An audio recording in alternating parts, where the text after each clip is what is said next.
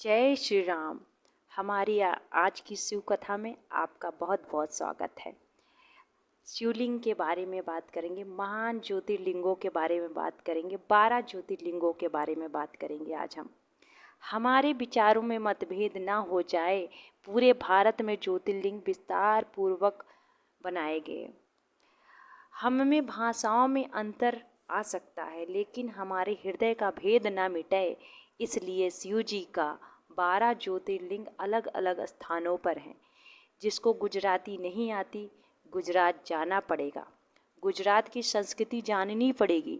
इसलिए अनिवार्य है प्रत्येक मनुष्य के लिए 12 ज्योतिर्लिंग, 4 धाम, 51 शक्तिपीठ अनिवार्य बताए गए हैं शास्त्रों में। 12 ज्योतिर्लिंगों में प्रथम लिंग सोमनाथ को गुजरात में जो है, अब जो भगवान का भक्त होगा, भले ही गुजराती नहीं आती, लेकिन भगवान से आस्था है ना, तो गुजरात की संस्कृति जानने के लिए उसे वहीं मिलेगा। वो सौराष्ट्र जाएगा, सोमनाथ जी के दर्शन करेगा, वहाँ गुजरात की संस्कृति के बीच में रहेगा। द्वारिका के पास दूसरा शिवलिंग है, महान ज्योतिर्लिंग नागेश्वर। अब गुजराती ये कहें कि हमारे यहाँ तो 2 ज्योतिर्लिंग है, हम क्यों जाएं कहीं, तो उन्हें भी तो 12 पूरे करने हैं दर्शन। गुजरातियों को भी आना पड़ेगा हमारी काशी। हमारे हिंदी भाषियों के बीच तमिलनाडु के लोगों को भी आना पड़ेगा।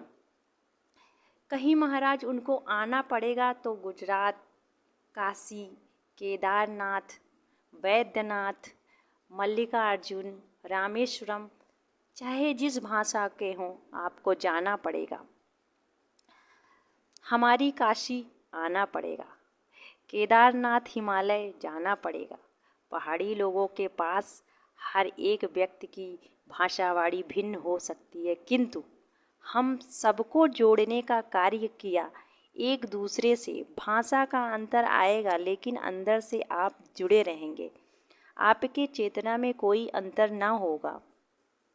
वहाँ सब एक है, भले ही भारत के अलग अलग स्थानों में ज्योतिर्लिंग हो, आपको भेद नज़र नहीं आता है। रामेश्वरम जाते हैं, वहाँ आप भेद नहीं करते, वहाँ पर आपको अपने ही लोग नज़र आते हैं।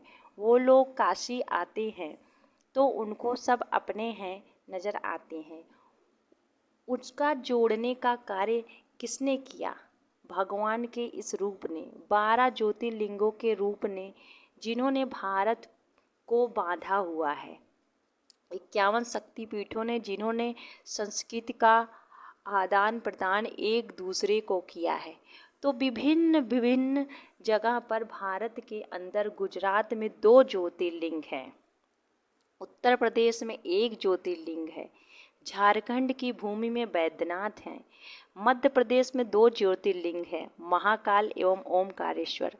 महाराष्ट्र में 3 ज्योतिर्लिंग हैं, नासिक में त्र्यंबकेश्वर, भीमाशंकर, घृतेश्वर। आंध्र प्रदेश जाएंगे तो मल्लिकार्जुन, तमिलनाडु जाएंगे तो रामेश्वरम।